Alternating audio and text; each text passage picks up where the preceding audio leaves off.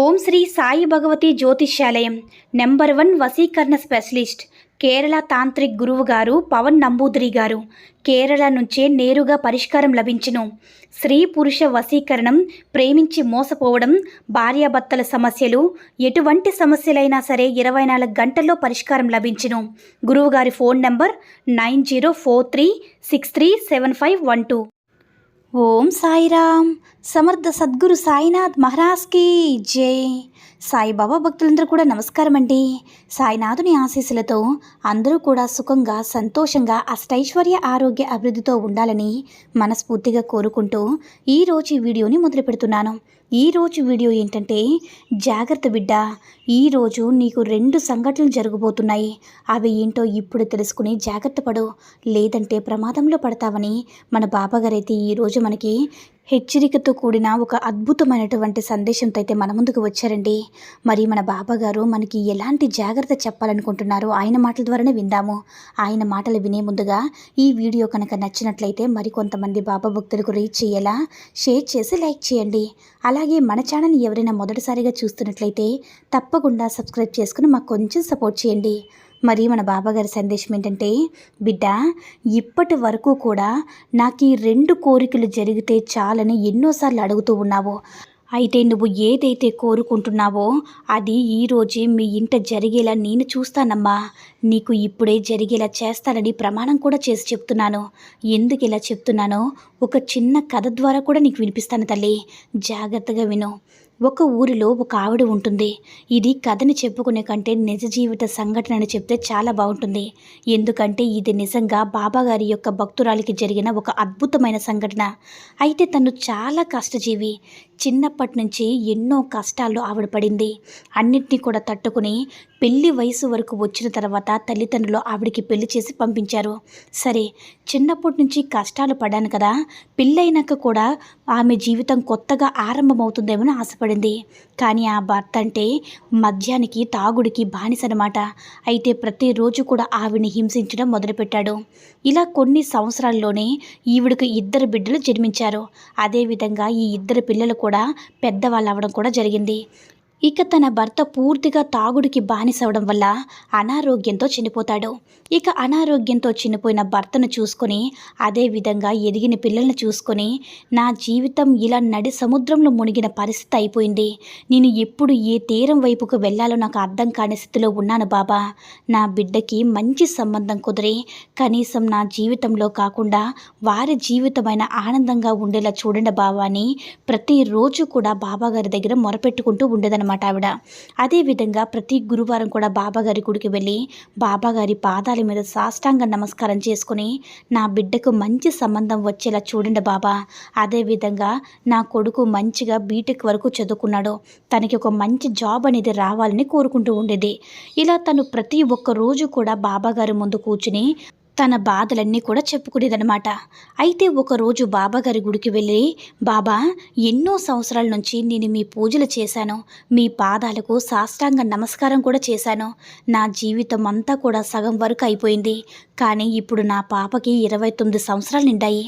అదేవిధంగా 30 సంవత్సరాల్లో కూడా అడుగుపెట్టింది. 30 సంవత్సరాలు వచ్చినా కూడా పెళ్ళి కావడం లేదు. తనకు ఏ జాతక దోషం ఉందో అని అందరూ కూడా చెప్పుకోవడం మొదలుపెట్టారు.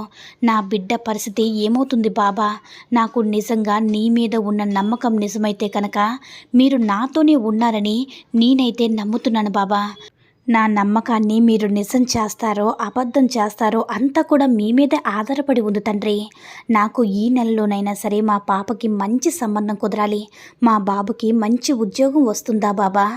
మా పాపకి మంచి పెళ్లి సంబంధం కుదిరి మా బాబుకి ఉద్యోగం వస్తుందని నేను నమ్ముతున్నాను తండ్రి అని ఒకరోజు తనైతే సంకల్పం చేసుకుంది.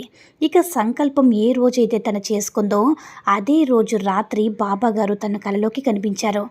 తల్లి, ఈరోజు నా గుడికి వచ్చి నీ బాధనంతా కూడా చెప్పుకున్నావు కదా, నీ బాధలు తీరే క్షణాలనేవి దగ్గరలోనే ఉన్నాయమ్మా. ఇక అంతా కూడా నీకు మంచి రోజులు రాబోతున్నాయని బాబాగారు కలలో కనిపించారనమాట. అలా కలలో కనిపించిన తర్వాత ఆమె మరుసటి నాడు ఉదయమే బాబాగారు ఇలా కలలో కనిపించి నాకంతా మంచి రోజులు జరుగుతాయని అన్నారు కదా, మరి ఏం జరుగుతాయా? మరి మా పాపకి సంబంధం కుదురుతుందా?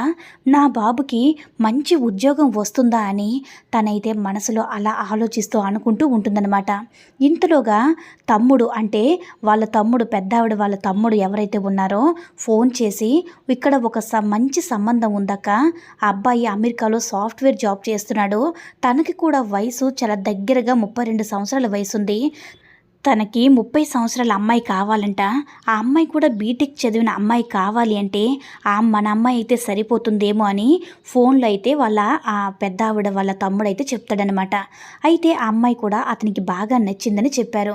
అయితే ఇక అమ్మాయిని చూసుకోవడానికి వస్తాము, నీకు ఇష్టమేనా అని. ఆ అబ్బాయి బుద్ధివంతుడు, అబ్బాయి కాస్తుంది, ఒక్కడి కొడుకు, నాకైతే పర్సనల్గా మంచి కుటుంబం, మంచి అబ్బాయి నాకు బాగా నచ్చారు, ఇక నువ్వు ఒక తల్లిగా నీ ఇష్టమక్క, నువ్వు ఆలోచించుకొని ఏ నిర్ణయం అయితే చెప్తే ఆ నిర్ణయం బట్టే ఇక ముందుకు వెళుతుందని చెప్తాడనమాట. అలా చెప్పిన తర్వాత ఇంకా ఇంతకంటే నాకేం కావాలి, అమ్మాయి పెళ్ళి అవ్వడమే కదా నాకు ముఖ్యమని వాళ్ళు రమ్మని చెప్తుంది. అయితే వాళ్ళు మంచి రోజు చూసుకొని వస్తారు. అయితే వచ్చిన తర్వాత అమ్మాయిని చూసుకుంటారు, అమ్మాయి నచ్చుతుంది, ఇక మంచిగా ముహూర్తాలు కూడా ఖాయం చేసుకుంటారు. అలా ఖాయం చేసుకున్న తర్వాత బాబాగారు కలలోకి ఏదైతే మాట చెప్పారో అప్పుడు ఆవిడకి నీట్గా స్పష్టంగా అర్థమైందనమాట.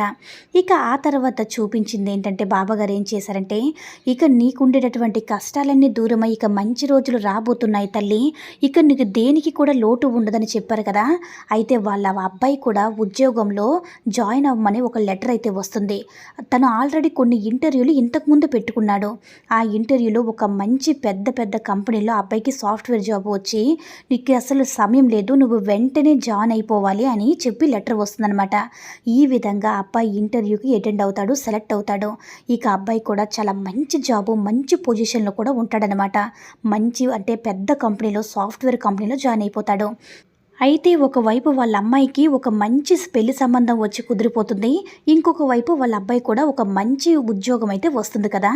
ఇద్దరు కూడాను ఆమెకి ఏవైతే 2 కోరికలు ఉన్నాయో అవన్నీ కూడా వెంటనే తీరిపోతాయి. అప్పుడు వెంటనే బాబాగారి గుడికి వెళ్ళి బాబాగారికి ధన్యవాదాలు ఆమె చెప్పుకుంటుందన్నమాట. చూశారు కదండి, బాబాగారు ఏదైతే మనకి వెంటనే అద్భుతాన్ని చూపించాలి అనుకుంటున్నారో తప్పకుండా చూపిస్తారు.